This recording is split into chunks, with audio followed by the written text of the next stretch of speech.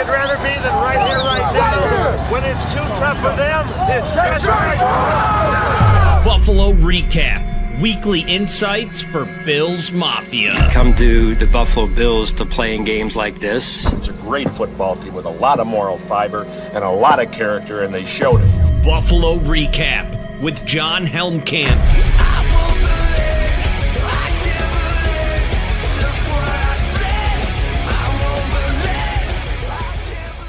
What is up, Buffalo Bills fans of all ages? Welcome back. It's week 2. It's the second episode of the Buffalo Recap. I'm your host, John Helmkamp. This is my buddy, Joe DeRosa of Cover One. What's up, Joe? John, thank you for having me as I keep trying to adjust my hat to be straight for a guest appearance. I'm very excited to be here, man. I mean, a role reversal. I've asked you to come on my show 100 times and you always come through. I appreciate it. And I'm happy to be here in the guest seat to support you and the brand new show you got going on here, which I was so excited that you decided to do it. And I'm excited to see where it goes. And I'm excited to talk tonight. Thanks, man. Yeah, role reversal for sure. I'm glad to get this off the ground. It was the comments in your show that prompted it, which is always fun. And I just said, you know what? Let's go. Let's fire this baby up. It's a good one. It's a fun night tonight. It's NFL schedule release night. There's been leaks all week, little tidbits. I don't know how the NFL has turned this into its own spectacle, to be perfectly honest. Like leave it to the NFL, right? Let's just squeeze as much juice out of whatever fruit we can for the football crazed that are out there. Turn it into its own spectacle is pretty hilarious. But the schedule dropped right before we went on, so we get to just have some live reactions to it. There are some differences from what we thought would potentially be out there, which is very interesting. So first things first, let's just kind of go back. I want to pull up just a couple tidbits about our Buffalo Bills from last season, a 13-4 record. Won the AFC East for the 5th straight season. They won the division by 5 games plus tiebreakers. It was a runaway. What was it? December 1st that they clinched the division, something like that. At San Fran, just absurdly early. Going into this year, what we knew about the opponents already was the opponents themselves were shaken up to be very favorable for the Bills in terms of logistics. We knew that they were going to have the second fewest travel miles of any team in the NFL, which is great. They have no games on the West Coast. Their furthest west opponent is at Houston, which is not bad at all. 2-hour flight, something like that. So honestly, the logistics of it were shaping up to be really great. And now we get the schedule. So I think what I want to do is I'm just going to rattle it off. Let's just run through what all the games are, and then we can start kind of going through some of the nuggets, some of the big games, kind of what it looks like, stuff like that. So schedule dropped right at 8:00. It was a scheduled tweet by every NFL team dropping their schedule to their fans. Here is the Buffalo Bills 2025 schedule. Week 1, Sunday Night Football at home against Baltimore. Week 2, 1 p.m. at New York Jets. Week 3, Thursday Night Football against Miami. Week 4, Sunday afternoon, 1 o'clock at home against the Saints. Week 5, back on Sunday Night Football against the Patriots at home. Week 6, they finally leave the New York area and head down to Atlanta for a Monday Night Football game. And then they get an early bye week, week 7. I don't love that.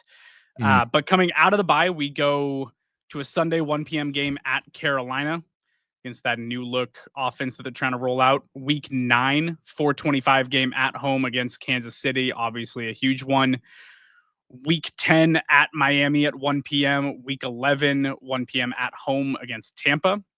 And then we go Thursday Night Football in Week 12 at Houston. That is the last primetime game of the season and the furthest west that they will travel on the entire season. So their biggest travel of the entire year is kind of an island game with extended travel around it. So you can't really ask for much better than that. Week 13, 4:25 at Pittsburgh. Week 14, 4:25 against Cincinnati. A lot of 4:25 games this year. I feel like more than most. Week 15, 1 p.m. at New England. Week 16, 1 p.m. at Cleveland.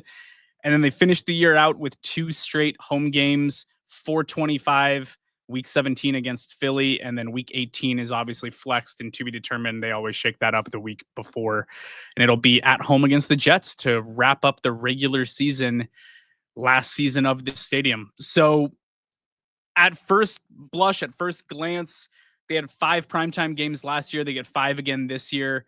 And once again, they're kind of front loaded into the early part of the season. 4 of their first 6 games are in primetime, and 4 of their first 5 games are at home. What do you think, just kind of looking at the schedule as a whole? What are your first main takeaways?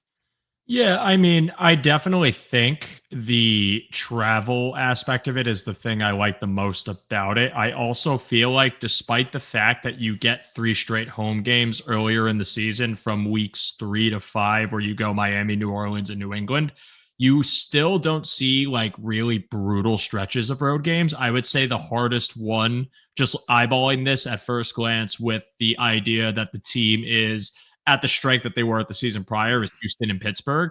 But even the Houston-Pittsburgh road trip is 8:15 p.m. Thursday night, and then you get extra rest to go into Pittsburgh, a team with uncertainty at their quarterback position, uncertainty about the offense, and you say, all right, I can live with that, just to come back home a week later at the same time for the Cincinnati matchup. And that other road stretch at the end of the season for New England and Cleveland is something that, even though, yes, you got to go in the cold weather, this is a team that can run the ball. I feel good about that. Then coming home for the Philly game's cool. That's one I had circled.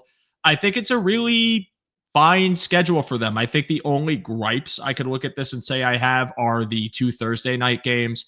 I am just not a fan of Thursday nights. Everyone's got to do it. I did not want to have to do it twice.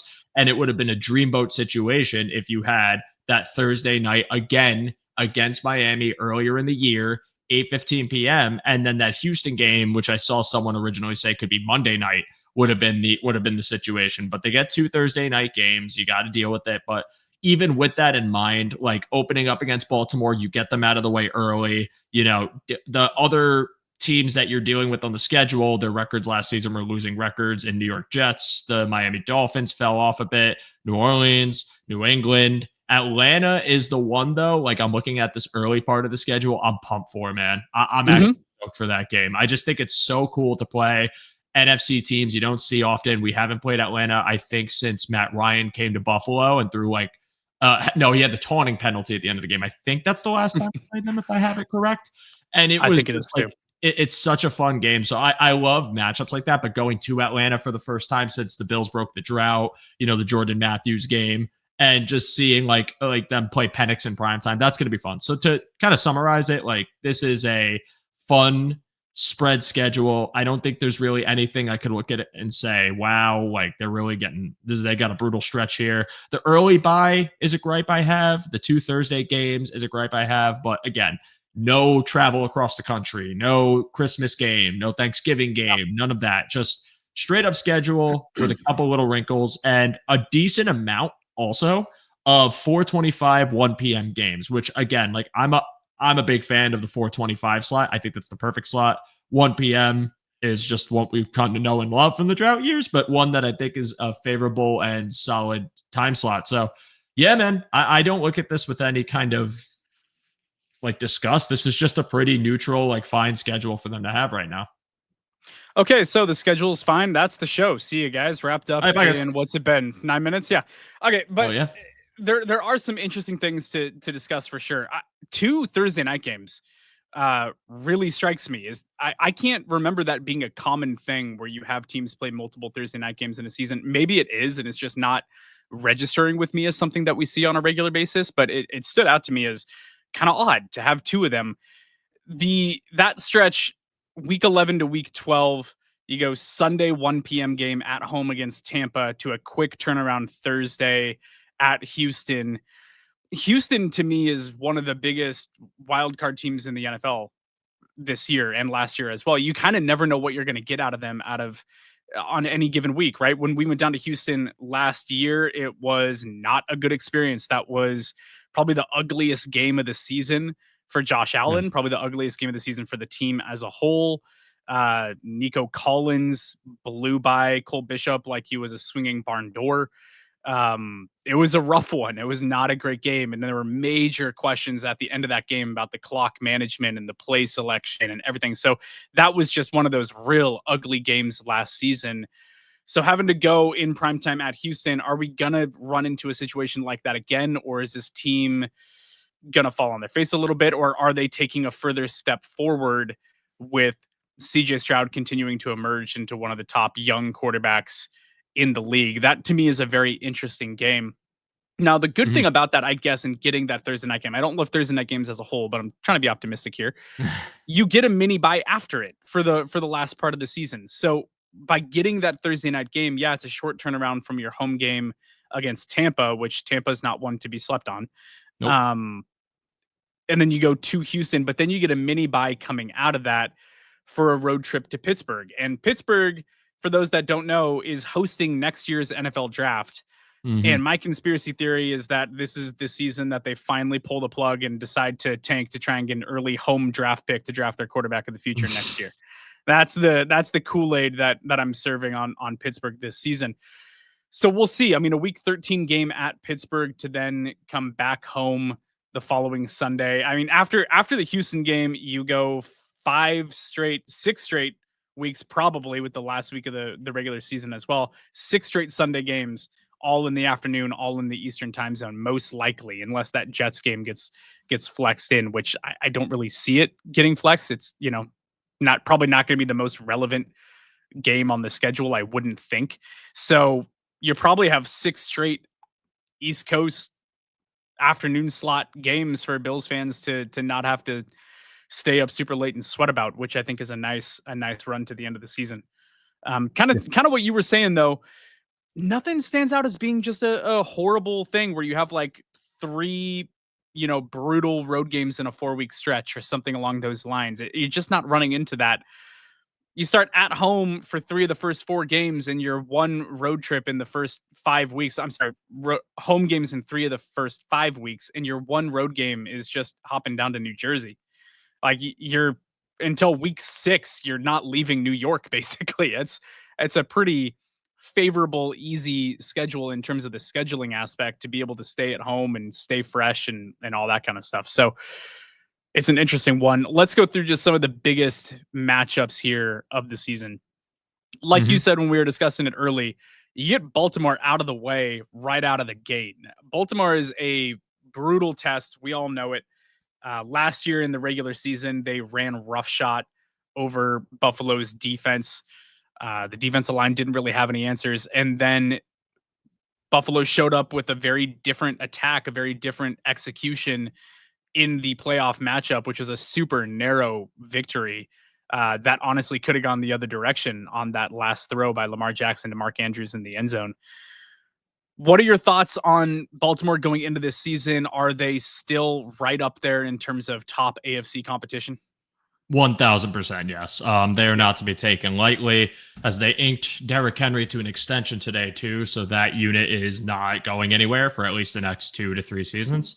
I think they're a juggernaut. With them, it's a coin flip any way you spin it, and it's also a massive test for a very young and newly built defense that's going to be missing 2 key pieces, and it's a matchup that at the very least, I am not happy that we're dealing with those suspensions going into it. I am happy that we are getting them out of the way early and not dealing with them later on in the season where maybe playoff seeding is on the line. It's always going to be on the line, but even more so when you get later on.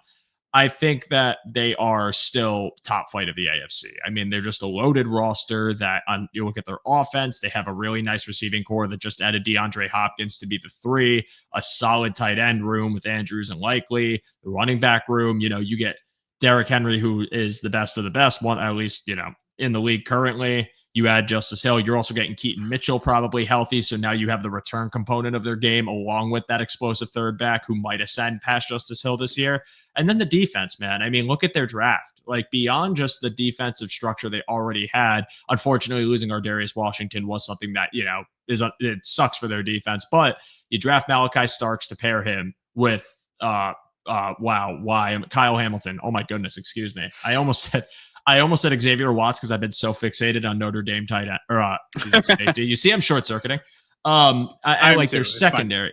yeah, they're secondary, adding in like just these new pieces that are so talented, the corners that are fortified, and then Mike Green to pair with that already stout defensive front that has a really solid interior defensive line. This is a top flight AFC team. The only thing I will say is week one is weird. Week one is chaotic. Week one is hell. And to play Baltimore on a Sunday night in week one is to play a team feeling everything out just the same way you are. With any of these matchups, it could have been, it would be the same argument. Like if we were playing a team that finished terribly last year, whether you want to talk about New England or Cleveland, I would say, be careful. Week one is weird. You could always run into some trouble there. But I think this is the opportunity for the Bills to set the tone. And even if they don't, at the worst, even if you drop this game, it's a game that you get out of the way and you move on to going to MetLife, playing the Jets, a team that is also kind of in the midst of transition, and maybe you have an opportunity to revive yourself there. But yeah, Baltimore's top flight, dude. I mean, it can't be denied at this point. They are extremely good. They have an MVP quarterback. They are a test. They are. They're brutal. And honestly, what's really interesting to me about this matchup in particular is both teams are kind of running it back. There's not a whole lot of big dramatic changes between these two teams. Yeah, there's additions here and there, and there's going to be some changes and stuff like that. But these two teams are getting to know each other really, really well in recent years, and that's just going to continue in this one. We know what we're getting. We know that we're getting a Lamar Jackson and Derrick Henry duo in the backfield that is a force to be reckoned with, especially when Baltimore runs out those, jumbo packages that they like to utilize to try and overpower and oversize defensive fronts, which has been something that Buffalo has been susceptible to. They tried to go out and fix that in free agency, and now we have the suspensions. So one kind of difference maker that I could see in this game potentially is Joey Bosa, because he is so good against the run on the edge. And I think that having that very solid veteran edge setting, defender on the end of that offensive line makes a difference. So I like the fact that we have him going into this. I like the fact that we ideally are walking in with a very healthy linebacker core that's able to fly downhill and help out in this a little bit. How does Max Hairston stand up? His debut is going to be in primetime against Lamar Jackson. That's quite the welcome to the NFL moment for him. So very interested to see how that goes. Honestly, I like that his first taste isn't against a super high octane passing offense, but his biggest knock is tackling. Well, welcome to the NFL. You get Derrick Henry running downhill at you now. So that to me is something to watch. We're going to get a real feel for his tackling early. And is he going to get washed out on these run plays to his side, or is he going to be able to utilize that quickness to dissect, diagnose, get downhill, and somehow try to stop the truck that is Derrick Henry? By the way, if Max Harrison gets bulldozed by Derrick Henry, so does every other corner in the NFL. Yeah. So let's give him a break. My litmus test on Max Harrison's development isn't going to be he didn't win a one-on-one tackling rep with Derrick Henry. In fact, the fact that DeMar Hamlin did it in the playoff game was unreal. Stunning. I literally was like, oh wow, he just saved it. Like a shoestring tackle, I could see, but if he's like sized up by Henry, let's not call him a bust because he got trucked by Henry. Henry would do that to any person. It's just who he is. So I'm not worried about that so much as I'm just worried about the frame against their downhill running back for sure. Don't we have a clip of Derrick Henry throwing Jalen Ramsey out the club? Isn't that something that happened at one point? Yeah. He's thrown Josh Norman out the club, that famous clip. I mean, it's just what he does. He's just like, you have to just look at the player and say, there are just certain guys that you could defend perfectly and you still didn't defend him well enough. He's one of those players. I mean, even in the playoff game, they had him neutralized for a while, and then the levee did break. He started producing. He was getting chunk plays. I mean, this is with Derrick Henry and really the Baltimore offense, any offense where you have him in. It's a matter of just running the well as dry as you can while your offense plays ahead. That's how you have to beat them. That's how you have to do it. They did it in the playoff game, and they did it quite well, and that's the reason they were able to win. But you get behind early and give them the opportunity to command with Henry, you're just in a terrible spot. So that to me is the key, is can you get ahead on the Baltimore defense early enough where the Henry effect is they're playing catch up and will be okay with him running because they're also bleeding the clock and we're up by a score and a half. That has to be the game plan. You come in, it's first game of the year, it's at home, the fans are going to be hyped. It's the homecoming for the MVP king coming back to the stadium. Emotions are going to be high. There's probably going to be pomp and circumstance about the last season of the stadium, the final farewell, and all that stuff. So it's going to be a big night. And this is where Josh Allen needs to come out and kind of be Josh Allen a little bit early in this game. Like, let's just come out clicking. Let's get some early scores and put the pressure on them and keep moving. Looking around the NFL week one, the season opener, you give the Super Bowl champions a home game against a Dallas team that has been falling on their face. I don't know what the league is doing with that one. That's fun for the rivalry, Sacrifice. but it is a sacrificial lamb. And you're going, you know what? You're our ratings darling, Dallas. So we're going to throw you in that slot for the ratings. And thank you for your sacrifice. Come again. What's very interesting to me, the Chargers play the Chiefs tough. They continue to play the Chiefs tough. And now those teams are going to be playing on Friday night in Sao Paulo, Brazil in week one. So that's to me crazy. Is just a chaos grenade waiting to happen. I have no idea how that game could go. Patrick Mahomes could put up 45 points, or this could be a 17-14 ugly division slugfest in a neutral site. I have no idea. That's going to be just a weird game to take a look at. So let's kind of move on here with Bills. Then after this Baltimore game, they go to the Jets. The Jets have Justin Fields now. Welcome to another running quarterback in consecutive weeks that they have to try to deal with. So that's interesting. Their offensive line is good. I think they're going to try to be kind of mirroring a little bit of what a Baltimore offense looks like with a very mobile quarterback and a very good running back in Breece Hall. I'm not saying the Jets should be contending for the division this year, but the offense is going to look completely different than it did last season. So that to me has a little bit of question mark around it. What's this going to look like? How do they slow it down, etc. I'm not going to spend too lot of time on that. Not going to spend too lot of time on that matchup. Then you have a short week after the Jets game, Thursday Night Football at home against Miami. I don't like that Miami is coming in here with the Bills being on short rest early like that. That's not ideal to me. But Josh Allen and the Bills, they own the fish. So we'll see what this offense resembles for Miami. Remember, this is still a team that is capable of pouring on the points. And I don't take them lightly, even though you want to talk a bunch of crap and you know, we own them and all that stuff. Miami still scares me. What are your thoughts on the Dolphins coming into this season? Is Tyreek Hill going to be back? Is he still motivated? Is he going to be the 1,800-yard receiver that we know and hate?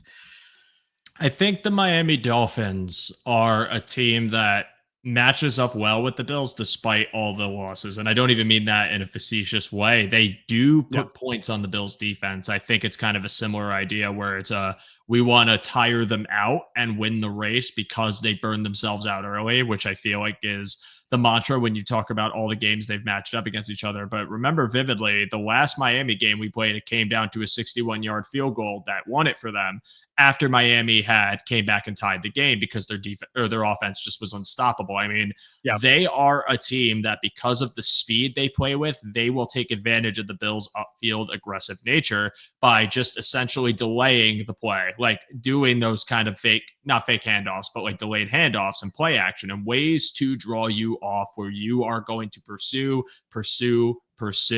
until they can get behind and create an explosive play. And at this point in the season, I would anticipate that the Dolphins will be relatively healthy, which would obviously mean you're dealing with H-Ed, you're dealing with second-year Jalen Wright, and Tyreek Hill and Jalen Waddle are still a very good receiving duo, one that we should respect and one that has earned their keep despite, again, Miami just not living up to expectations. And when Tua has these weapons at his disposal, he is at his best. Now, pair that with the fact that Miami did fortify their front a bit, as well as their defensive line. And I think what you're getting is a better Miami Dolphins team, at least to start the season. I think Anthony Weaver is a very good defensive coordinator.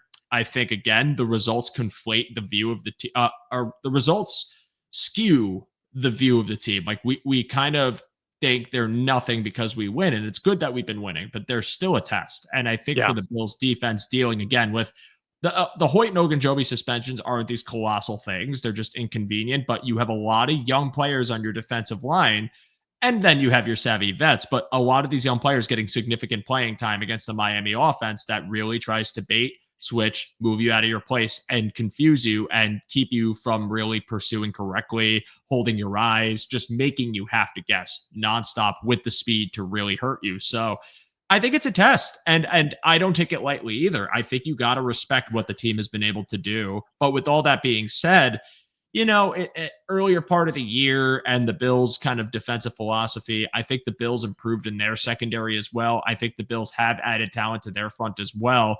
Even if you're still worried about the rookies, the vets on the team, including the guys you extended, and then a healthy Matt Milano, hopefully by this point, and Joey Bosa healthy, hopefully at this point. I think those things are beneficial to you. I think you're going to force Miami to throw the ball quite quickly. And if you can keep them in that box where that's what they just try to do over and over again, I think you do have the opportunity to take things away.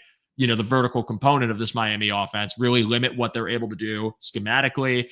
And hopefully from that point, your offense can deliver. But I mean, they have scored on Anthony Weaver's defense. They have been able to do it. And I think that Miami, while their front did improve, I still have questions about their secondary. I still have questions about their linebacker crew as they get a little bit older. I still have questions about the corners outside of Jalen Ramsey. And I am interested to see what it looks like. So I don't think they're complete. I still think they're going to be a test. And this is a game that the Bills got to take, and they got to take it while they're home in Orchard Park. I agree. I think that Max Hairston's speed is massive in this matchup. And I'm really excited to see what he looks like on the outside against guys that are faster than him, which is not something that he has had to go against hardly ever in his playing career. Now, all of a sudden, you get Tyreek Hill, and I'd say Jalen Waddle's probably similar speed. Hairston might have a step on him, actually. But real speed. Now you get to use your speed, and can you utilize that in play speed? Does your speed show up against these fast wide receivers? You can't just take a few steps back and wait for Tyreek Hill and then try to break and match him. You can't do that. He's too fast and he's too savvy to be able to utilize that. So curious what that's going to look like. Miami's secondary to me is very gettable.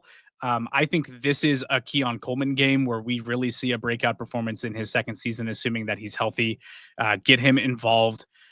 Let's see it, dude. Give me like 6 catches, 120 yards and a touchdown, and let's just have a go, can we? I want to see it.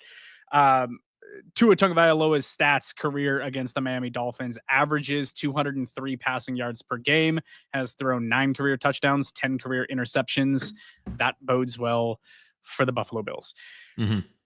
Moving on, the next week to me it's the Saints who are in contention for the first overall pick next year. Their quarterback situation is an absolute disaster right now, unless Tyler Shuck surprises everybody and comes out and balls out. I don't expect him to. This is a game you have to win if you're going to be considered a top team in the AFC. There's no question about that. This should be a game where you want to see the team come out, look like the dominant team early. Just put this one to bed. Let's not even let it be close. The Bills have a very opportunistic defense, and the Saints have major questions in their quarterback play and in their wide receiver room, to be honest. Let's be opportunistic. Let's get a few turnovers. Let's get out with an easy dub and then return home for a Sunday night game against the Patriots. Now, the Patriots are the team in the division that is getting a lot of love as the team that has progressed the most this offseason. Obviously, Vrabel, very good coach. Like him a lot for what he does. The leadership aspect is there. The tone setting is absolutely there. It's going to be a different feel to this team. I hate to say it, but the Patriots are doing everything the right way. And it's not something that I like. I don't like to say that, and I don't like to see it, but they're doing things the right way. They're trying to build in the weapons. This will be the homecoming for Stephon Diggs, returning back to Buffalo. There's sure to be some opinions and fireworks and pregame handshakes and all that kind of stuff that'll be over scrutinized in this game. You have Drake May year 2 with a lot of new weapons, including Diggs, an improved offensive line. They went after it hard in the offseason to try and bolster up the offensive line in front of him. The defense is improved. Are the Patriots a team that now need to be taken a little bit more seriously? Is this a team that deserves more respect on a week-to-week basis? Absolutely. 100%. I'm a big believer that they had the best offseason in the division. Not undermining, what the Bills did. I think the Bills had a good offseason. They addressed all their needs, but just from an improvement standpoint, New England has drastically overhauled really the entire roster, and their defensive front, had already had some talent sprinkled in when you talk about Christian Barmore, and then you already had Keon White off the edge. Obviously, they moved on from Judon last year. They were trying to fill that void, but their draft, I mean, in free agency, they got Milton Williams to pair in the interior, but then you look at the addition of Harold Landry as a rotational edge rusher because they also went and got Braden Swinson, and they also went and got Joshua Farmer for the interior. They have a lot of potential on their defensive front, and I think that that's going to be tough with Mike Vrabel, who's going to try and lay the hammer down and send a lot of pressure. But what I think really is just it's year 2 of Drake May. I still have questions about their offensive line, and I still have questions about their skill position group. I think that it's not a bad room anymore because I like the addition as much as it sucks for people to hear this. Like Stephon Diggs did make fundamental sense for the Patriots. Granted, we have to see how he's recovering from the injury and if that, lingers and what the age looks like post-injury, all that stuff. But the addition of Kyle Williams and then, of course, having the return of Kendrick Bourne, who's been something of a thorn in the side. There's weapons on this offense that Drake May can make work, but also I think his year 2 development is really the thing you got to watch out for the most. Because if Drake May is living up to the prospect type, this is a player that, we're talking about it with Allen, and they don't need to go, over the moon to get in the most expensive thing. They can make it work with decent players that he can elevate. Drake May has that kind of potential. Is it in year 2? We have to see. If it is, this is going to be a tough matchup because I think that defense is going to keep him in the game.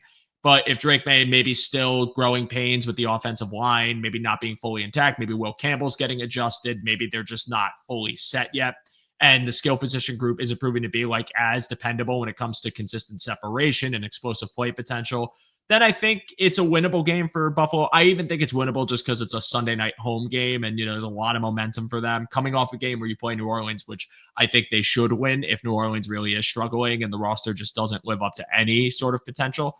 Then I think you have a juiced up Bills team against them. I think that I would have preferred this game to be in New England because I think a winter game in Buffalo later in the year is just always a home field thing for the Bills. It's just when you can run consistently smash mouth football and you're saying that the Patriots have to try and do the same thing, which they struggled with mightily last year and probably will have some struggles with again this year. That they did draft Travion Henderson. They did. Yeah, and I love Travion Henderson, but I just don't think that running unit's complete yet. So that's kind of what I mean. If you're talking pound for pound, who would have the better rushing season right now, I would bet on the Bills too. So I would have preferred this matchup in Buffalo in the later part of the year, but it's in December, but it's early. So, I mean, it'll be what I think is a tougher game. I think the Patriots are going to be competitive. I could see them competing for wild card. I think they're not far away from getting to that point where they actually become divisional rivals really and are competing for that top spot. It could even be this year if they exceed expectations, but I think for the way they've built it up, they deserve respect. They're going to be tough. They're not a walk in the park anymore. Even when they were bad, they're not a walk in the park. I mean, in both the games we played against them, obviously one didn't really matter. It was the end of the year, whatever, throwaway Joe Milton legacy game. And then that one game we played against them, they had a 14-0 lead on us, and Drake May on the scripted drive looked great. They were giving us a hard time. This is a team with a great coach, really built up roster. I think the defense is going to be ready to roll. The offense might have some growing pains. Something I could see easily getting to 9, maybe 10 wins this year. So I think they deserve the respect. I think they do as well. I think they had a great offseason, like you said.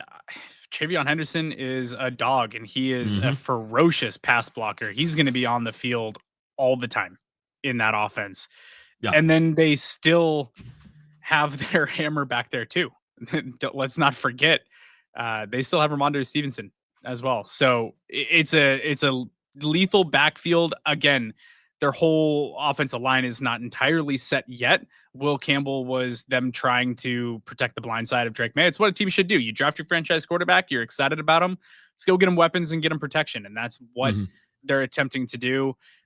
This is a team to me that feels like next season in particular, they're going to try to make another move for a playmaker. Maybe it's an early pick in the NFL draft. Maybe it's free agency or whatever. But I think that Drake May has all the upside in the world. I really do. I loved him as a prospect. Loved him at UNC the second he stepped on the field in the post Sam Howell era for UNC. The second he got on there, he looked like an incredible quarterback. He's big, he's physical, he can run. He honestly looks a lot like early Josh Allen, and that's scary. So it's going to be fun, though. It's going to be a really fun matchup and rivalry for years to come. Mm-hmm. After that New England game, you go to the Monday night game in Atlanta before the bye week. Like you said, that's just fun. And that can be potentially fun in a really scary way because Michael Penix has a lot of juice, a lot of upside, a live arm. They have a ton of weapons there if they can ever get it all going. But stopping Bijan Robinson is not an easy task. So this is a game that has kind of scary potential early. It's not one that I think Bills fans should look past despite Atlanta's record last year. And we'll see where they're at, excuse me, at this point in the season this year in week 6 when it rolls around. But Penix showed some serious flashes last year. Drake London is a big and talented wide receiver on the outside. Bijan Robinson, like I said, in the backfield as well. Let's see, who's their wide receiver 2 right now? Is it still Mooney? Probably Mooney. Yeah, Kyle Pitts? Mooney. Oh God, don't get me started on Pitts. That my fantasy shares are not happy with Kyle Pitts and his development in the NFL. Darnell Mooney's a deep threat. He's a speed guy on the outside that took a major step when he got out of Chicago. So that's a game that can give them some trouble. I do still like the game. I still think that Atlanta's defensive front, even though they drafted Pierce. Well, yeah, but also Michael. Oh my God. Was it Michael Williams for them? Michael Williams. No, Michael was San Francisco, wasn't he? Wait. One of the Georgia defensive linemen. Now it's going to piss me off because I know San Fran and Atlanta took them, but I think Michael was San Francisco. Jalen Walker. Yeah. I knew they kept a local kid home. I was thinking it was the other one for a second, but yeah, they double dipped Jalen Walker and James Pierce going back-to-back pass rushers to try and shore that up. But that defensive front is still one that I think is gettable. I think you pound the rock at them, take your opportunistic shots down the field, and have some fun with it. Yeah, that's a defense that is a younger group, still putting things together. I will say the safety room with Jesse Bates and now Xavier Watts, and also what was it, Billy Bowman Jr. that they drafted. That's a fun group, and Jesse Bates is debatably the best safety in the NFL. You could argue him and Hamilton are neck and neck, but I think Jesse Bates is an amazing coverage safety and just a hard hitter, someone that has given the Bills problem in the past and lose defense. I think that this Atlanta team is poised to make a run in the NFC South. I think that Michael Penix is, when we talk about pure thrower of the football, because I don't want this to get mixed up with best quarterback, pure thrower of the football, he was the best in the class last year. Like, just the prettiest thrower. Especially deep. That's what I mean. Just pinpoint accuracy, perfect spiral, 3-level arm. Literally, the knock on him was age and injury history, understandably so, and he still got taken in the top 10. I love Penix, man. I've rooted for him since he got to Washington and he was doing his thing there. I've rooted for him when he got drafted, even though I was stunned that the Falcons did it at the time they did it. They're a fun group. Drake London now having a consistent quarterback is really showcasing just how talented he is as that big body, contested high pointer, someone who has a lot of physicality to his game. Kyle Pitts, who has become the butt of the joke in the tight end community, is still a talented player. He's just really inconsistent, but he does have flashes. But the running game of this team is what scares me the most. Bijan Robinson is just one of the all-world backs in this league and a two-way threat, a receiving back. Like, you're going to have Zach Robinson, who comes from the Rams system, who is a big motion misdirection guy, running at you the same way that the Rams that the Rams did. And you're probably going to see very similar game plan of just trying to match you with really good perimeter blocking and setting up lanes and quick hitters and things that Michael Penix can handle. This is not an easy game. It's not. What I think it is likeliest outcome is a shootout. But I think if you're talking about outlasting one or the other, I trust the Bills to do it. I think, I have a little more faith for this Bills defense to kind of exploit the inexperience of Michael Penix as a starter and in turn get something from that. But this is going to be a fun game. And it sucks that it's seemingly given the start time part of that double header slate. I don't know what the other game that date is because this is 7:15, meaning there's an 8:30 behind it. But man, in Atlanta, probably going to be rocking. I like this game a lot. I'm going to be very excited to watch it. It's a fun one for sure. Stopping Bijan is task number one. Have to do it. Have to stop Bijan Robinson, put the ball into Michael Penix's hand, make him beat you. That is the game plan for attacking that offense. Then they go into the bye week, week 7, earlier than I would have liked it to be, like I said. But coming off, man, 4 primetime games in the first 6 weeks. I guess it's not a horrible bye week. That's a lot of late start times, a lot of kind of, shortened Mondays and stuff like that. Some weird funkiness. So you come out of that bye week and you go to Carolina. Let's talk about the Panthers a little bit, because Bryce Young started last season looking really, really, really shaky. And then he got benched. And then when he came back down the stretch run, I don't feel like enough people were watching to really kind of see what was going on. But he looked good. Like, he looked like a really, really good quarterback, pinpoint accuracy. A lot of the things that you saw in college, it just looked like he just kind of took a breath, just kind of just exhale. Everything kind of slowed down a little bit. He let the game come to him a little bit more. I'm excited for Bryce's development. They have Xavier Legette, who they had down there last season. And then this year they used their high first-round pick on Tet McMillan to be the number 1 true wide receiver, whatever you want to call Travis. Yeah, buddy. But Tet McMillan giving them the big, the lanky, the outside guy, honestly, Drake London-esque. Kind of a funky wide receiver in the way that he tempos his routes. He's very, very slow and methodical. I think he's going to be coached up a little bit to vary his pacing a little bit more. But Legette and Tet McMillan, and you still have the veteran Adam Thielen down there with Jimmy Horn knocking on the door behind him. And don't forget Jalen Coker, who I need people to be aware of, as I traded for him. I am a cokehead. I am a fan of Jalen Coker. Big reveal. That's just gonna be the show preview. Joe, I'm just gonna tweet out tomorrow. It's just gonna I am a cokehead, and that's it. That's it. Other context around. That's a great segue to get people just as like, what the hell are they talking about on that show? Jalen Coker, I think, actually has wide receiver 2 potential for them. And my bold take is I think he's going to get more snap share than Xavier Legette next year. Okay. Yeah. Okay. He's the bold, truth, but man. I like it. No, I like Jalen Coker a lot too. He needs the opportunities. He needs to be given some runway and some competition in that room. And I really do think that I think he's going to push Legette. Legette's a first-round pick, so he's going to get a long leash. Like, there's no denying that that's going to happen. But maybe they start running out some different packages where you get all 3 of them on the field at the same time. Maybe I don't know. I don't know how you get creative with it, but then you have Jimmy Thorne there also. And they signed Hunter Renfrow, who probably doesn't make the roster, if I'm being honest. We'll see if he does as a slot. It's a really interesting team, though. Their running back room, Poor Brooks. Poor Brooks, man. Back-to-back ACLs is just brutal for him. I really hope that he can get his career on track when he gets healthy, but that's not a good prognosis at the running back position in particular. They did go out and get Rico Dowd from Dallas last season in free agency, which gives them an interesting weapon there. And then they drafted Trevor Etienne, who is shifty and he is fast and he's a pass catching back. The offense is certainly interesting. Defense, they got 3 guys on the defensive line in this draft: Nick Scorton, Princely Umamielen, and I'm sorry, not on the defensive line, in the defense as whole, Lathan Ransom at safety. So they went out and they got 3 potential high impact rookie defensive players that they're hoping take a step forward. I don't know. I think the NFC South, it's still Tampa Bay's division in my opinion, but Carolina and Atlanta are both doing some really interesting stuff in the way that they're building their rosters. They both have young quarterbacks that they're expecting to take step forwards. Those young quarterbacks are both surrounded by weapons. They're investing in their pass rush. They're investing in the defensive line. They're doing very similar things, both of these teams, to make them competitive. And listen, the NFC is a lot more wide open than the AFC.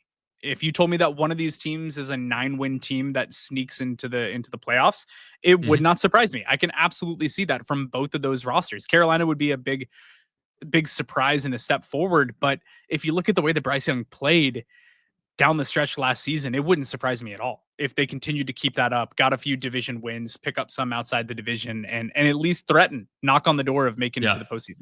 I love the way Carolina's building it, but it really just stems from Bryce Young's development. And I was someone who was just very concerned that he was just going to be a true bust. by definition last year, because it wasn't just a matter of like here and there inconsistent. He was bad, just downright terrible. And they had put so much investment into the offensive line, and they had, brought in some new weapons, and they were just getting boat raced. And defensively, it was a big problem too. But they were getting boat raced, and Bryce didn't look competitive. And when he came back, it was like they dropped him into a machine that just makes you elite. And then all of a sudden, he came out of it just looking composed, confident, decisive, high level throws. We're not talking an offense suited to just cater to like, well, we're just going to scheme things wide ass open. Like tight window, multi-level throws from Bryce Young that were hitting the boundary correctly, that were going through hands, that were, had zip on the ball, like what he was advertised as. And I think that's really reassuring. I think Dave Canales deserves a ton of credit for what he was able to develop into. And I think they're going to make noise. I'm not sure about a divisional run just yet. I think the defense has pieces, but I worry about the inexperience of their edge rushing group and really like the line outside of Derek Brown. I'm about to sneeze, so I'm going to pass it back to you. But I think they're oh wait, it's going away. That's like the first time I've ever had to like actually sneeze while I was live, which is like a rarity. But I think the Carolina Panthers, their fan base, it's kind of similar. I did an episode yesterday with Travis D. Holmes from Big Cat Country talking about the AFC South. And I made this point about Tennessee. This is a year that I think Tennessee fans are watching to just see what they got in Cam Ward and just have some fun football to watch, even if they're not truly competitive or just not living up to the hype. I think Carolina is a little bit of a step above that, where I think they are going to be more competitive and could be a wild card team, maybe even division, because the division could really come down to a 9-win team. But I think even then, they just need to see it in a step in the right direction to be content, because this defense might still give up points, might still get ran on a bit. But there's a lot of fun parts of this team that I think, like offensively, what Dave Canales can do with Chuba Hubbard and maybe with Trevor Etienne, now that they've taken him on. If they still had Brooks, I'd be a little more bullish. But again, like the development of what does Ted McMillan look like in year one? Is Jalen Coker and Leggett are going to actually take steps forward? Adam Thielen had a complete career resurgence. The tight end room with Jatavian Sanders, what does that look like if he's healthy? I know he had a neck injury later in the year. That's a team that'll be fun. And not one I take lightly, but one I think, just given the current construction of the team relative to the Bills, I feel a little bit better about it. But it's a road game. October, you never know. This is what you're going to have a million Bills fans say it's a trap game, even though they're coming off a road game. I want to say this, though, before I pass it back. This is the game where you get Hoyt and Ogunjobi back. You get it right after the bye week. So that's a thing I like, too, is that despite the suspensions, now after that Atlanta game, you're going to have week 7 to get these guys acclimated. They don't have to get back and be rusty. They can come into the facility and be good to go for a week before you get them in Carolina and fortify your D-line depth further. What I want to see from this Carolina game, listen, if the Bills are going to be a Super Bowl contender this year, you can't play down to your competition. And I think that the Carolina Panthers are fun. I think that they're taking steps in the right direction. I'm more excited about Bryce Young now than I was, in week 4 last season, where he looked like a train wreck. There's absolutely things to be excited about there, but they're not there yet. So if you're the Bills, win this one handily. And like you're talking about with Ogunjobi and Hoyt, I want to see them get some meaningful run in this game. Let's kick the rust off. Let's get in there. Let's stuff the run against a team that should be very stuffable. It's not an incredibly, hard rushing attack that they're going against in that game. Let's win it handily, and let's see those guys take steps forward. I think that this is just one that you should be the better team. So let's be the better team. Totally agree. Also, why it's very important for them to get meaningful reps out of Hoyt and Ogunjobi is because I want them using a defensive rotation in that game. I want to see a lot of guys on the field getting snaps. I want to see the development. But I also want them to be able to keep stuff in the bag, because the very next week is home game against Kansas City. So the game against Carolina, that is a perfect opportunity to just win comfortably without having to show your cards. And that's 100%. What I want them to be able to do. Coming off a bye week, get right, get healthy. If you got some dings and nicks, win comfortably, because then you get Kansas City at home in what's going to be, CBS afternoon window protected, nationally televised game, I'm sure. And this is where you need to be able to pull out some stops. This is a big one. This is every year. It's Kansas City. Whenever it's on the calendar, you're circling it in ink because that is your direct threat to the number 1 seed in the AFC. Obviously, Baltimore as well, but Kansas City is the forever reigning AFC champion until proven otherwise. So you have to expect them to be again. Kansas City coming into this year. I don't really know what to say about them. I think that we know what they are. We know that they just have this unbelievable knack for winning. And it doesn't always look pretty and it doesn't always make a lot of sense. They put themselves in the right situations at the right time with game wreckers at crucial positions that are capable of just willing it to happen. Now, last year at home against Kansas City was, in my opinion, Josh Allen's MVP moment. The fourth down scramble that he took off and bounced off multiple defenders and careened into the end zone. Here we get another one, a rematch of the AFC Championship game in the middle of the season, November 2nd, 4:25 p.m. What do you think about Kansas City coming into this season just as a whole? Obviously, they're coming off getting their butts whooped in the Super Bowl by Philly, so there's got to be a little bit of a chip on their shoulder, for as much of a chip as there can be for a team with that much success coming into this year, to be like, that's not the taste that we want to leave. How are we going to bounce back and put it out there? AFC champs until proven otherwise, and it's, tough pill to swallow, but that's just what it is. I think the roster is still as good as it was last year. You're going to get a healthy Pacheco back, which I think is big for them. I also think the drafting of Brashard Smith was sneaky underrated for them. I think that's going to be a really nice 1-2 pairing, unless they decide to default to a different running back in the intermediate. If that's Carson Steele, if that's Kareem Hunt, I think Kareem Hunt is still on the roster, if I'm not mistaken. He is.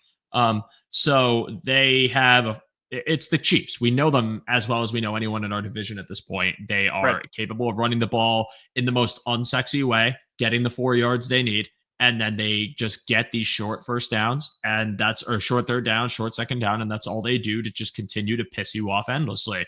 But I think this Chiefs team, it's weird. I think they're better, but I think their record will be worse. And the only reason I say that is because the way they won last year was just so many unreal finishes that I think there is just going to be a regression to the mean, but the regression being still probably in the periphery of 12 to 13 wins. Like, they're still going to be very good.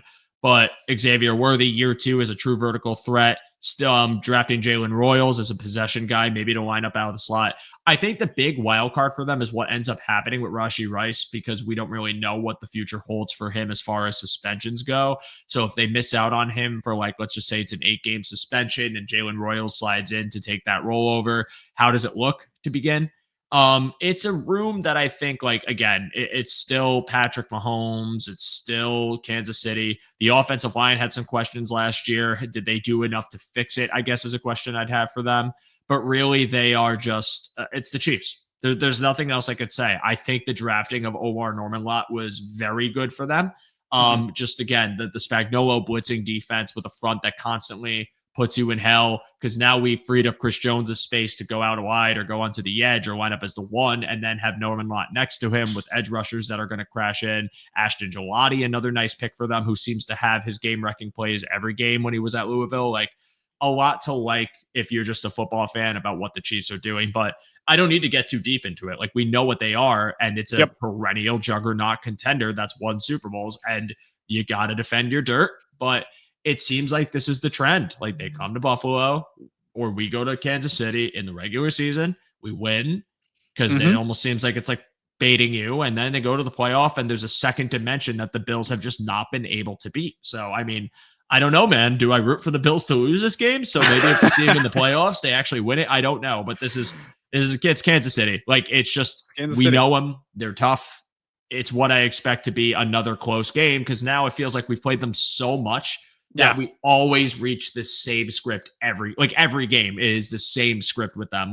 Even in the second games where it feels like it's a boat race, they're close games. They play each other so incredibly close that I expect this to be another 1-score, incredibly close game.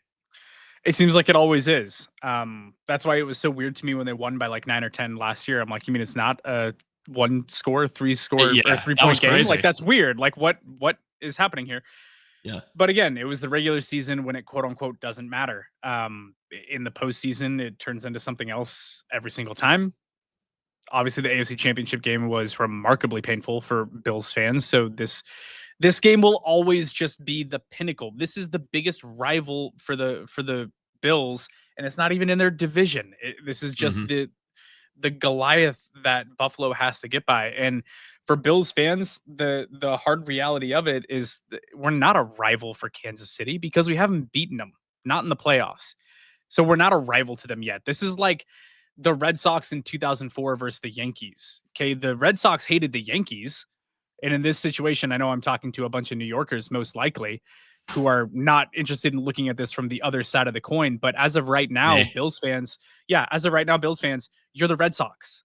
And guess what? I'm a Red Sox fan. So, hi, that's a little fun twist. But you're the team that can't get past the other one. You're the team that is trying to do everything that you can to get past the juggernaut. And whether you want to admit it or not, they're always going to say, yeah, we don't build our team for the Chiefs. Just like the Red Sox said, we're not building our team to get past the Yankees, but you are. I know you have to win your division first. Well, guess what? Right now, you're the cream of the crop in the AFC East. You locked it up last year in December 1st. You should theoretically be able to do something similar this year. It should be an easy division crown if you play up to your standards. You're looking at the postseason. You're always looking at the postseason. And I honestly, truly, in my heart of hearts, believe that Max Harrison was a direct response to the Kansas City Chiefs. It was a direct response to watching Christian Benford get hurt last season in that playoff game in the AFC Championship game, getting hurt early, and then watching Kyer Elam fall on his face, get flagged 2 times or whatever it was, and not having an answer for the speed on the outside because Elam could not hang in man coverage with their wide receivers. So you go out and you get a 4-2 speed guy that thrives in off man or in zone. You are building your roster to try to get after the Chiefs. You got a fast corner, which you need, and you attack the defensive front, which could not get home against Patrick Mahomes. That was the whole recipe for the offseason for the Bills, whether it was free agency or now. Extend your core guys and fix the things that let you down in the AFC Championship game. So we know what it is. It is what it is. This outcome, honestly, in my opinion, almost doesn't even matter because it feels like we're destined to see them in the playoffs again. And what is it going to be like this next go round, which will be Bills versus Chiefs, the 9th or whatever it is meeting in the last 5 years. Yeah. We know them better than anyone. They know us better than anyone. And we're not even in the same division. It is shaping up to be just one of the greatest head-to-head clashes of quarterbacks and teams in an era in NFL history. It's quite fun. And the Bills, quite frankly, deserve 1. Let them get past them. Just 1. I don't need 6. I'd love 6. I would would be love great. 6 Super Bowls, but like 1, I just want 1 to hold on to. I remember it fondly. If we get more, great. I'm never going to say no to more, but I need 1. Like, please, for the love of God, just do it. I just listen. And what really worries me is like last year, you had this like the mentality that they were going to take a step back and they proved everyone wrong and Josh got the MVP. And it's like, that's awesome. I'm so glad we got it. Literally the only thing they have left to do, John, is the ring. That's it. Yep. That's it. All they have left to do. So please do it. And it's all that Josh has left. And that's the thing. I think Josh Allen, if anybody, deserves it. Deserves the ring. Deserves the Hall of Fame resume that includes that final piece. As soon as he gets a ring, in my opinion, he's a first ballot type guy with the stats, 100%. with the MVP, with everything. It's a whole other conversation. But first ballot guy, if he gets a ring, whenever he decides to hang it up, and Bills fans cry, myself included. So after the Kansas City game, you go to Miami, which if you're going to go to Miami, getting to go down there in November is not a bad time of year to have to go. Yep. Even though it is 1 p.m., I wish it was later, but 1 p.m. in Miami in November is okay. And then you come home for another Florida team against Tampa Bay. Tampa Bay, feisty. Baker Mayfield is feisty.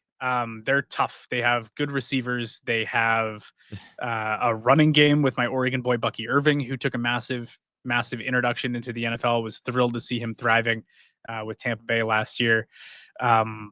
Defense is certainly interesting. They have some key pieces that are talented. I think they're still beatable on the outside a little bit. So Tampa Bay is going to be a tough one. What are your thoughts on Tampa? And we'll kind of start picking up the pace here since we've already been going for an hour. Yeah, I'm a little. I think Tampa's skill position group is awesome. I mean, outside of Godwin and Evans, I'm a big Jalen McMillan guy. I really like him. I think people thought that the Ibuka trade or the Ibuka draft meant, oh, okay, like he's gone.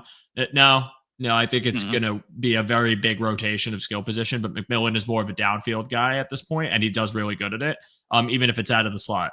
I think they are a very loaded group with a really good running game. The only question I have is is there a regression? Only because now you lose Liam Cohen, who is a very imaginative coach, very good offensive mind. Is that going to be a drop off, or can you sustain the momentum you had the year prior where now you're doing something new, but you're getting the same result, which is good. And then Baker Mayfield, who I think has stretches where he looks really good, but he also has turnover issues, like certain like game breaking turnover issues, and times where he's a bit more inconsistent and not seeing the field well.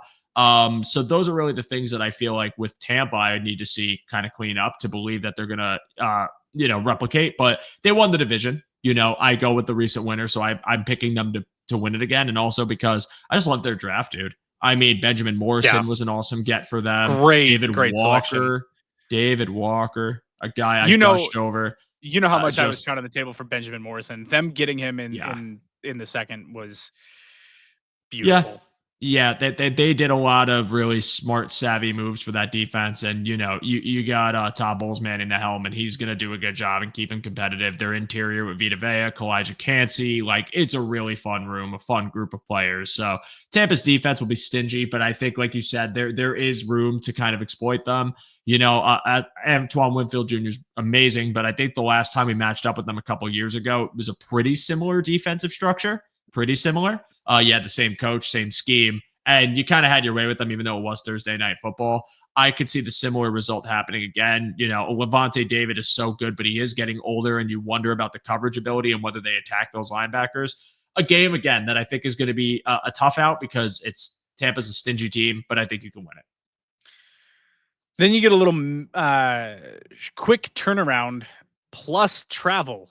So you go from Sunday afternoon at home against Tampa to a quick Thursday night game in Houston. Again, Houston was one that gave us absolute fits last season. And I don't like this being, a Thursday night game. I don't like this being a short, quick turnaround and having to travel for it. That's not great. So that one to me kind of screams a bit of a trap, even though I think Houston's a team that needs to be taken more seriously. So I'm not going to call it like a trap, but that is to me a bit of a tough spot there with the logistics of it, with the late season. Is if Nico Collins is fully healthy, which his hamstrings are always a question mark, it seems like, but if he's fully healthy, that's a problem. I do like Buffalo's defense, and at this point in the season, I think one of the things that I really want to see out of Buffalo's defense, I want the run defense to be stout at this point of the year. We're going late November. It's Joe Mixon down there, who is a good veteran, but not a world beater by any means. They drafted Woody Marks out of USC, who maybe is getting some run at this point in the season. This is where we should have our full complement of characters on the defensive front. Let's shut down the run game. Let's be able to get after the quarterback. This is the time of the year where I want to start really seeing that pick up for the final stretch and heading towards ideally the playoffs. So that's really what I want to see there. And then you get a little mini bye for a Sunday afternoon game at Pittsburgh. Pittsburgh, always incredibly well coached and outperform the talent on their offense seemingly every year. Is this the year that Pittsburgh kind of falls off and takes a step backwards, or is somehow Mason Rudolph gonna keep them in a game? How's that gonna go? Or Aaron Rodgers at this point. Aaron Rodgers. Pittsburgh is just, again, it's like they max out one of their stats and neglect the other. And in this case, like, they traded George Pickens after they got DK Metcalf. They drafted Caleb Johnson, which I really liked. And with an Arthur Smith offense, I think that's going to really benefit them because they're just going to try and go heavy, smash the ball down your throat. So, like, I get it. And Metcalf can block, so that's a good get. But I thought it was going to be a lot more formidable at the idea of them drafting a quarterback and trading for Metcalf and keeping Pickens and having Freiermuth and like these options. And instead, they just like kind of stripped the cupboard a bit. And I'm really not crazy about the offensive structure, but the defense is going to be good. TJ Watt, if he is healthy for this game, is a demonstrably he's a difference maker that makes him a demonstrably better defense. Adding in Derek Harmon, your boy, the guy that we liked, like to an already stout front. Minka Fitzpatrick on the back end, like that. This is a tough defense, and it's going to be tough to play them in Pittsburgh. But I just have such questions about the offense that I think this is one the Bills can win, but it'd be an ugly game for sure. I think it has ugly low scoring all over it. Yeah. I think this comes down to the fact that I trust the Buffalo defense to come up with turnovers, especially on whatever option they have at quarterback is under center. This is where I think that opportunistic defensive mindset really needs to come through. This is where the secondary needs to fly around, come up with some plays. This kind of screams like a Taron Johnson interception game where he's just like, okay, we're just gonna put this one to bed now. Someone's got to end it. Someone's got to end it. So let's just make that happen. So yeah, I agree. I feel like it's low scoring, and then the next week at home, certainly not low scoring. Yep. Sunday, December 7th, 4:25 p.m. against Cincinnati, who Cincinnati still has a ton of question marks. Trey Hendrickson is saying that he's not going to play this season on his contract. He's potentially a holdout candidate, potentially a trade candidate. By the way, Brandon Beane, make it happen. I don't really even care. Just go get me that game wrecker on the defensive line, please. Which would be hilarious if they somehow swung that and then you have this at home against Cincinnati late in the season. Yeah. But Cincinnati, they can pour the points on that passing attack. Joe Burrow, Jamar Chase, T. Higgins is absolutely filthy and terrifying and capable of single-handedly winning games. Yeah, they're one of the most potent, explosive offenses in the league. Obviously, that wide receiver tandem scares the crap out of me, but I also just think like Chase Brown has emerged as just a legitimate weapon, and I'm really glad that we didn't have to play him in the playoffs last year, that they didn't sneak in, because I was terrified of defending that offense with the way the current defense was constructed. I think this game is just going to be a shootout. I don't think you stop Cincinnati. They are just too difficult to stop. I think, though, that their defense just has so many holes, so many young players. You know, if you do lose Hendrickson, like, for whatever reason, what do? Like, it's Lou Anarumo isn't there anymore, a coach that really had Josh Allen's number. Like, Lou Anarumo went to Indianapolis, which, by the way, oh my God, look at that defense. Look at the roster. Be afraid of Indy's defense. I said this on the show yesterday, like, they're going to live and die by Anthony Richardson's development curve. But if it actually goes well where he gets a year 3 leap, that is a team that probably could compete. I'm not even joking, for like deep playoff run, maybe Super Bowl. That's how good. That's how much faith I have in that defense. It's crazy. But besides the point. And if the development curve doesn't go well, it's the same result for that they've been experiencing. But with Cincinnati not having Anarumo there, really like making attempts to like address the defense, but I just simply don't feel like enough was done to make it a much better unit unless their new defensive coordinator elevates it to a level where they can kind of get by. But Anarumo is someone that I just respect as one of the better defensive coordinators in this league. He couldn't get much out of it last year. I just worry about like the situation with Hendrickson, Bengals ownership, the investment or lack thereof in this defense, to say like, yeah, they did something, but was it enough to keep them from just falling into the same position? And also, like, listen, your offense, Joe Burrow is one of the best quarterbacks in the league. I would call him in the top 5, you know, someone who played at an MVP pace last year. They have all these weapons on offense, but you can't win every game 35-31. The well is going to break, and teams within your own division will have the answer for that. So for Buffalo, I mean, I have faith that the Bills are going to be able to put points up in this game, and you just got to win the race against Cincinnati, which truly, like, if Cincinnati's front without Sam Hubbard now, granted, Sam Hubbard kind of had a bit of a regression. If that interior doesn't hold up, and Hendrickson, even if he is there alone, and he is a brilliant player and accounted for literally 49% of their sacks last year, I still have questions about that. Like, why are you not paying him? Right. I still have questions about their run defense, and I think that's the key for the Bills. Just run the ball, control the clock, and try to keep Joe and Co off the field and put them in a pressure where maybe they do try to go down hit field, which obviously Jamar Chase can make anything happen. But if they're selling out to do it and you remove the threat of Chase Brown enough, I like the idea of the Bills being opportunistic and getting some takeaways. So it's going to be a tough game. And they haven't beaten Cincinnati with Joe Burrow yet. Like they had a half a game, obviously, back in Monday Night Football a couple years ago that they didn't finish. The playoff game, they got punched in the mouth. Then they played him. Like it's just, they played him again and got punched in the mouth. It is a very tough team to play, but I think this is a game that the Bills can put points up, and I have more optimism than I have in the past, but we'll see what it looks like in December too.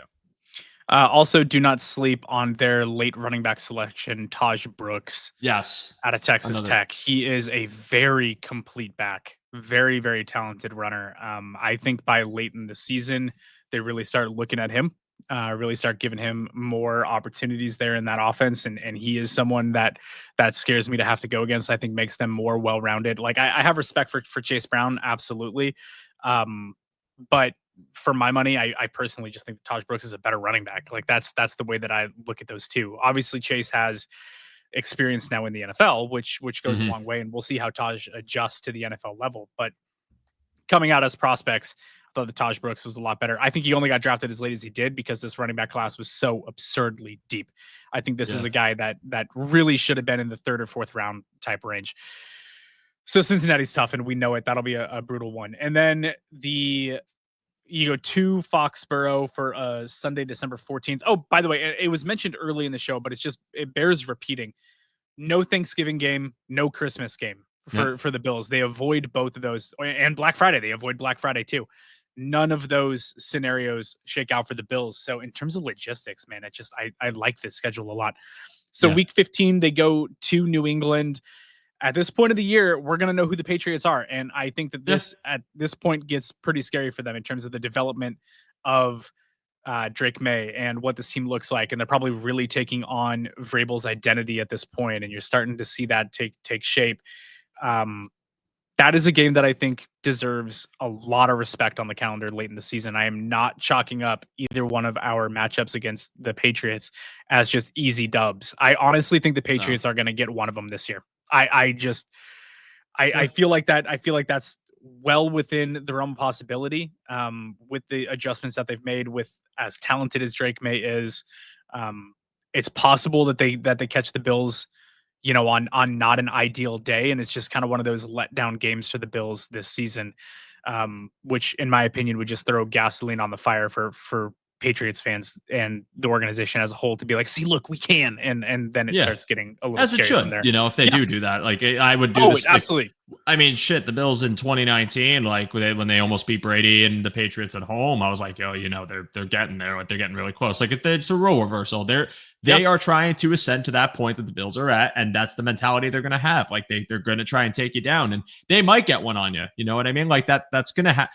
It's very unrealistic to expect to sweep the division every year. I expect them to they're 3-3, 4-2 is a very realistic thing. They went 4-2, or no, last year they went 5-1 because the final New England game, I think, made it so they weren't undefeated because they beat Miami twice and they beat the Jets twice. Yeah. So they were 5-1. So they got close. And I'm not saying it's impossible. They could do it. But I think it's more likely that given the more competitive nature of New England and maybe like with just the chess matches you play with Miami, if like Tua stays healthy, I could see 4-2. Even 3-3, you never know with the Jets and their defense, which I think is still it's still solid, especially with Aaron Glenn at the helm. It's more inexperienced head coach. How does that look? But this is the division got better. It definitely got better. I don't think it's still I don't think there is a true rival for Buffalo, but I do think that it's going to be tougher for them to you're not going to see a coasting of any kind like you did last year. Like last year was a gift. Like last year was beautiful. I wish we could do that every year. I expect it to be a little more difficult this year. I do too. Speaking of more difficult, Cleveland, just kidding. That one should be one of the easier games on the schedule, in my opinion. Who knows who the starting quarterback is going to be at this point? Obviously, Myles Garrett has to be taken very seriously. God, outside of that, I don't know what else they really have much to offer. Yep. It is a road game in December, and we should be mindful of the weather because if it does snow, that means you're running against that stack box, Cleveland, with that defensive line that just drafted Mason Graham that has Myles Garrett on it. That could be annoying. It could be. However, if it's a nice day, I think the Bills should have success that day. Yeah, I think so too. This is one that you could potentially circle as being a trap, that Cleveland game, coming off a probably emotional Patriots game, and then week after that against Philly. Maybe that's a letdown spot. Like you said, weather depending, Lake Erie, you never know. So then Sunday, December 28th, after Christmas, the gift that keeps on giving, 4:25 p.m. against Philly is just fun. You want to be considered a Super Bowl contender? Well, here's your matchup with last year's Super Bowl champion, an absolutely loaded, stacked roster, top to bottom, both sides of the ball. Saquon Barkley coming on a new contract, AJ Brown, Devonta Smith, Jalen Hurts, the offensive line, the defense that just, I honestly don't know how Howie has drafted the defense that well. I don't understand how they just kept falling in his lap year after year to be able to just snatch up these value players that should be like first round guys, but no one took, and they just fell into his lap. It's annoying. But honestly, the way that he approached the defense is the way that I think Brandon Beane decided to start looking at it this year. You can never have enough guys, just period, on the defensive side of the ball. You should not be looking at your roster as a bunch of starters and a bunch of backups. And I'm not saying that Beane does. I'm talking more to the fans here. You just need a bunch of talented guys, especially in the front seven, that you can mix and match against different looks and rotate and keep fresh and all that stuff. To me, it's Philly is the blueprint right now, obviously, as the Super Bowl champions, but also as the team that just beat the crap out of the Chiefs. They are the way to build your roster. Just continue to load up on the defensive line and in the secondary. And in my opinion, that's what the Bills should be hammering over the next couple of years, obviously with other players mixed in. I'm not saying you just draft those guys, but it should continue to be an emphasis. It should continue to be the way that you attack this team in this build, is get players that can get after the quarterback and opportunistic players in the secondary that can make plays and develop.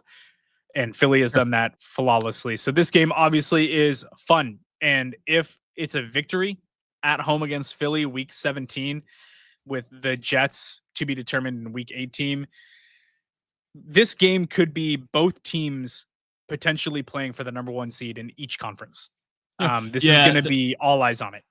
There's a lot of implication, because even if it's not a one seed game, it's, if you're assuming the best of the Bills and the best of the Eagles, a contender matchup, and pretty evil of the league to put right before the playoffs, because I am mad because I don't want this game to matter at all.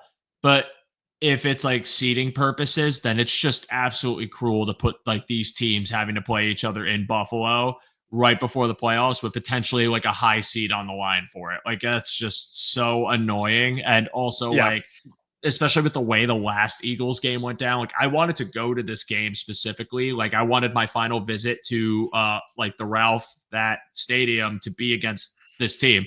Now it's in December, end of December. Like it's just snowplow game. Like, it's also my sister's birthday, so I can't even do there that. You go. It's just like, it is so cruel. But yes, that is one of the most hype matchups. Like it's a different team that you're facing now than the one you faced a couple years ago, but they are just so stacked at everything. And their draft was so good, and their linebacker core is so good, and their D-line has a rotating tandem of menaces, and their secondary, you talk about DeJean, you're talking about oh my god, why am I blanking on the other big ticket player? Excuse me, Mitchell. But thank you, Quinion Mitchell. Like that, there's bodies in there that are just so talented, with a really good DC that the Bills have seen and had. Well, Josh has actually had success against Fangio defenses, but I think it's also the personnel, and some of the defenses he faced wasn't the same as what they have in Philly. It's just a tough matchup, man. That's a toss-up game for me. I'm not even going to try and predict it, but I'm more just angry that they saved it for so late. Like, that would have been a lot of fun if it was in like the first 4 weeks and they just had like that early Buffalo game. But Barkley, the offensive line, it's just a team you're going to have a lot of trouble with. But I'm excited because I love games where you take on the best. Like, that is the best. You see both, just like you did in 2023, you're seeing both of the Super Bowl matchup, or teams in the Super Bowl matchup. Like, you get to experience and play them. And it's a great test because, if the Bills, let's say the Bills are in a position where they got to get a high seed and they drop this game, like, what's a better motivator in the playoffs to know that you just went up against a team, got punched, and you have to reevaluate some things. Now that can make you fall. That could also help you out. So like I'm just excited for the game. It's just, oh man, I there's something about the Eagles, like, being a Bills fan, like I don't have any hostility towards them. Like the NFC East, they're polar opposite. Like we don't really intertwine with them at all. So like Right. they're fun. Like their fan base, as crazy as it can get, is a lot of fun. And I mess with Eagles fans. I have a lot of Eagle fan friends. Like I'm excited for this matchup. Yeah, it's a great matchup. Like you said, it's kind of sadistic to put it here. A late December game at home in the afternoon, potentially snow with two of the best offensive lines and running attacks in the NFL. I mean, it has cinematic qualities to it that could be absolutely unbelievable. And then week 18 is against the New York Jets. Any final thoughts on just the schedule as a whole? I think we covered everything. I am, like I said, I'm a fan of it. I think they despite the fact that they had such a good record last year, and despite the fact that they are really coming off like such a high, and you would expect there to be like something of a regression. I feel pretty good about the spacing of certain matchups. I feel pretty good about the construction of their roster relative to some of the tougher games they have. I definitely think, again, becoming 17-0 would be awesome. I don't think that's going to happen here. They're going to drop a few games, but there's some matchups like primetime matchups I'm really excited to watch. I don't like the 2 Thursday games. I'll live with it. I'll say this for them. Right now, they're sitting, I believe it is at the 7th easiest schedule in the NFL ranking. And of course, that could change as the season goes on, right? Like teams get better, teams get worse. It could balance out. It could get more difficult. It could be a cakewalk. But I think going into a year where you're, again, trying to reestablish yourself as a contender after last year, get back to where you were and get over that hump, it's nice to know that the statistics are favoring the Bills in this situation, and that some of these matchups could be like they have a path where they could realistically be 6-1 or 5-2 before their bye week. Like, I don't think that's an outlandish prediction. I think it's a tougher task to say they'd be 7-0, just given the fact that like there's a couple pesky teams in here, and of course some really talented ones, but they have an opportunity to be, again, a stalwart part of the AFC, a top flight, and I'm really pumped for it. And I'm glad that we can key in on this and just prepare for what these matchups are going to look like. And I'm excited, man. I am too. I think it's a great schedule. We avoid all the holidays. We avoid any international trips. There was a lot of potential scheduling weirdness that could have happened that did not fall the Bills' way. And I think honestly that was kind of why the league gave them a week 7 bye, because if they gave the Bills all of this and then give them a bye in week 14, people would be like, "Hey, what are you doing? That's too nice to the Bills." Hmm. But they avoid some of that stuff, and I think that it's a really good schedule. I think it's a lot of fun. You don't have anything on paper that stands out right now as just a juggernaut stretch, and it's really exciting. I think that this is a team that should absolutely be in the conversation for the 1 seed again. I think that we should be having those talks late into December, um, which is really interesting stuff. It's fascinating how opinions and expectations change year over year, right? Like last year, they lost Stephon Diggs. Everyone thought that the sky was falling. Um, Honestly, myself included, not saying that the sky was falling, but I had lower expectations for them too. I'm like, it's going to be a Mhm. fight for the division. I think that this is like a 9-win team is kind of what I was looking at them at last year. And then Josh Allen continued to elevate his game. And then the team really came together even more. And Right. James Cook had a massive breakout. And you saw defensive players step up and young players continue to grow even through some injuries. And honestly, things didn't go perfectly for the Bills last year. If you look at kind of how things went, and there were key injuries on the team and stuff like that that they had to overcome, and they still made it all the way to the AFC Championship game. So now, with the way that Josh has leveled up, with the way that this team is operating now, with the way that the offense runs, with the which I expect Joe Brady to continue to develop. By the way, he's not an old offensive coordinator. It's not like he's seen everything, done everything in the league. He's still learning. Bobby Babbitt is still learning on defense. I expect this team to be in the conversation for the AFC Championship game every year. Yeah. That's just where the bar has been set when you have a Josh Allen, when you have the young players that they have locked up under contract, where you have the duo of GM and head coach.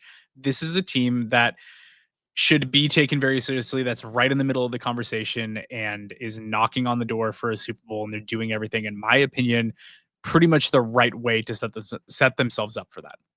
Totally agree. Yeah, I still expect them to compete. I still expect them to have lofty expectations. I don't think there's a reason not to. I mean, when you look at the roster last year, that was very much in transition. This is a team that, on paper, I think got better. I think it did. Yep. I think they addressed every need they needed to in the draft. I think free agency was filled with savvy moves that made a ton of sense, offered them some flexibility on the defensive side of the ball, and gave them some more separation ability in the receiving core, all pain points that they had to address and did.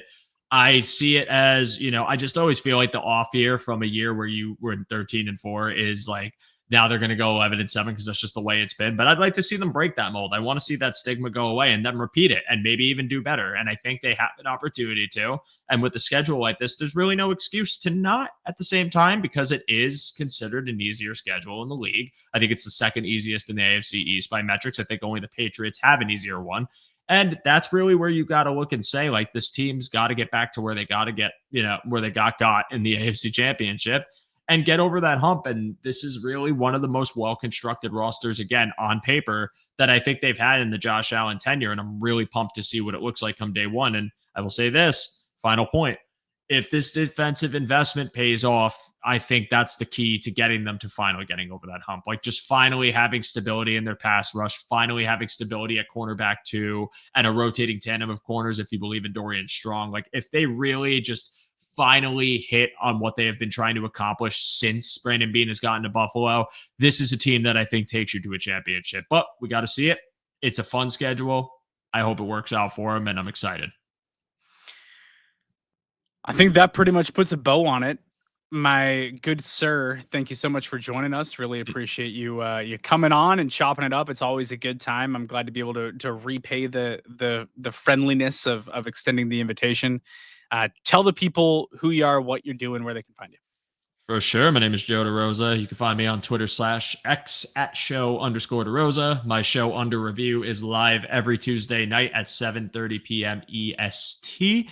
And I'm currently in the midst of doing some previewing of other divisions. The Bills don't only just play teams in the AFC East, and they're not the only team in the NFL. I like learning about what's been going on, so I've been bringing on a representative of each division to come in and kind of help me preview it and talk about the questions we have and what we kind of expect from it. Been a ton of fun. Last night's episode, we did the AFC South. Again, I had Travis D. Holmes from Big Cat Country. Awesome guy.